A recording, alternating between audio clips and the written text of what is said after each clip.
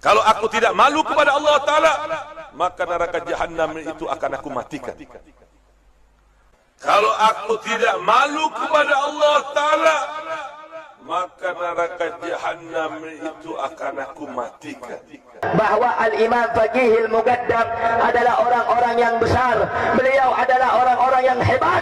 Bahkan diceritakan beliau pernah mi'raj, saudara-saudara, bertemu dengan Allah dalam satu hari 70 kali, saudara-saudara. Bertemu dengan Allah dalam satu hari 70 kali, saudara-saudara. Bahkan kata Abdullah ibn Mubarak, Imam Abu Hanifah salat 5 waktu selama 40 tahun dengan satu wudu. Selama 40 tahun dengan satu wudu. Satu wudu. Habib Abu Bakar bin Abdullah Al-Attas satu kali duduk baca Yasin 90.000 kali. Satu kali duduk baca Yasin 90.000 kali.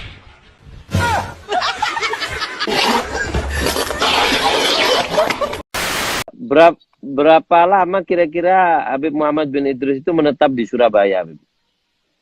Nah itu seperti yang saya katakan, enggak netap di Surabaya, beliau netapnya di Cirebon.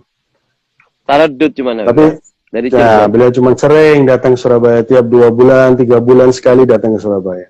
Dan di Surabaya pun hanya sekitar seminggu 2 minggu kembali, karena beliau sangat cinta sama Surabaya, sangat senang sekali dengan Surabaya. Bahkan Habib Abu Bakar bin Muhammad As-Sigaf kan mengatakan Surabaya malhudun min gibali Nabi Muhammad SAW. Surabaya ini diperhatikan oleh Nabi Muhammad SAW. Yatufu bihada iman sallallahu alaihi wasallam. Rasulullah itu selalu tawaf di Surabaya. Rasulullah itu selalu tawaf di Surabaya. Selalu saya berjumpa dengan Nabi Muhammad. Pergi ke Madinah, saya tidak mau pulang, saya mau tinggal di Madinah. Tapi Nabi selalu bersabda kepada saya, irji ila Indonesia, fa innaka fikal barakah. Kau pulang ke Indonesia, nanti barakatnya ada di sana. Kau pulang ke Indonesia, nanti barakatnya ada di sana. Saya pergi ke Makkah, tidak mau pulang ke Indonesia. Datang lagi Nabi. Pulang ke Indonesia, di sana ada barakatnya. Makanya bohong orang-orang yang bertemu dengan Rasul dalam keadaan jaga, apalagi pura-pura saat kajian. Ya, akhi, jangan bohongi umat, nggak boleh begitu, nggak boleh.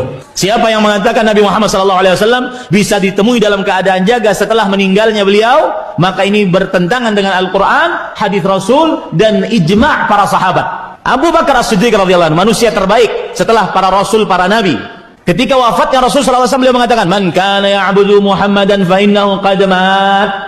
Yang beribadah kepada Nabi Muhammad SAW, maka beliau sudah mati. Wa man kana ya'budullah fa innallaha hayyun la yamut. Doa ning kota Tarim itu dikabulkan oleh Allah walaupun di dalam kamar mandi.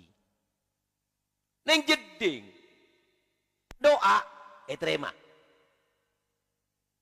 Dari hebatnya kota Tarim. Pulau Jawa Indonesia ini dikatakan Bintu Tarim, ini punyanya Aulia Tarim. Tapi kita pernah dengar dari para salihin bahwa Indonesia ini milik Aulia Tarim.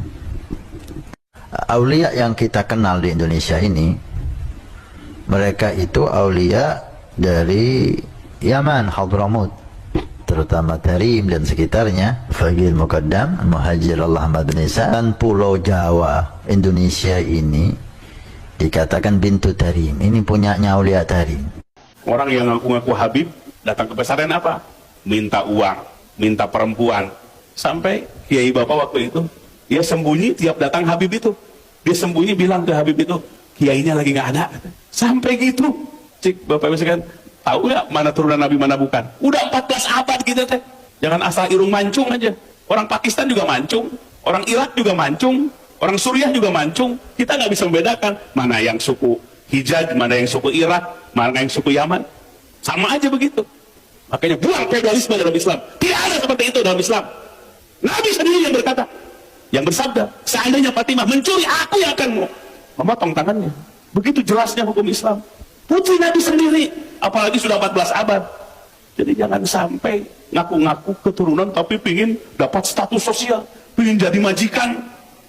Itu yang namanya feodalisme.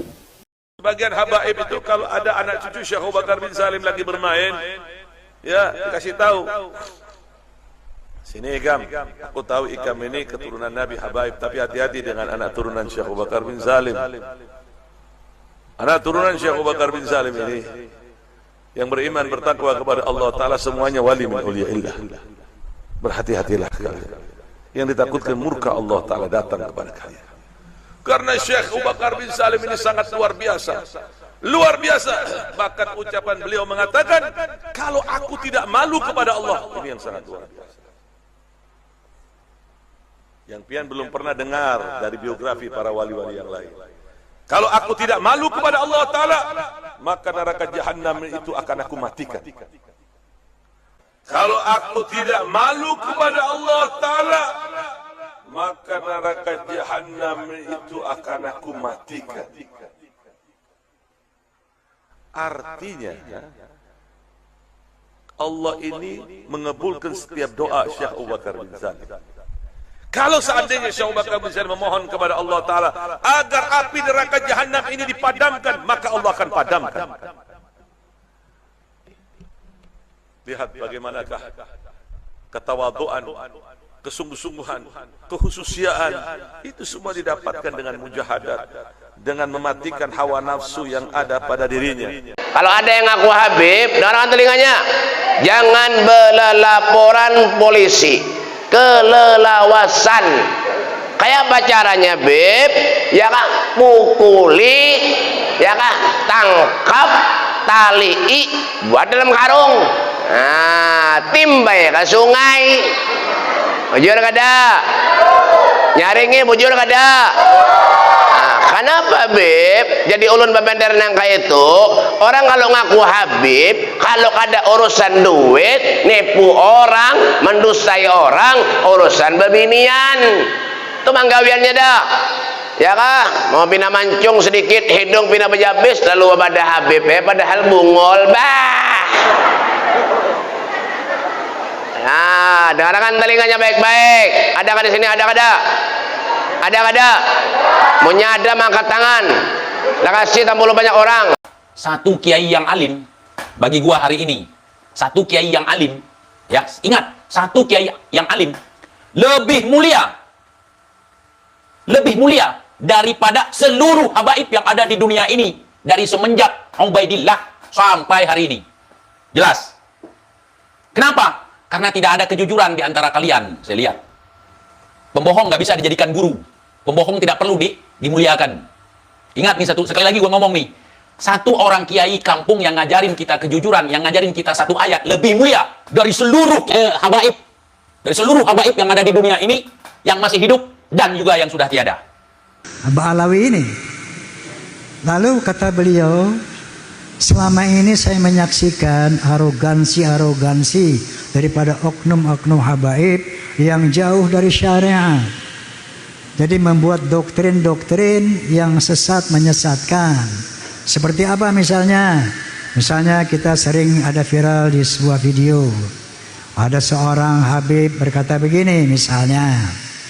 Itu ada tukang kacang namanya Maman. Itu si Maman ini nggak beres ibadahnya.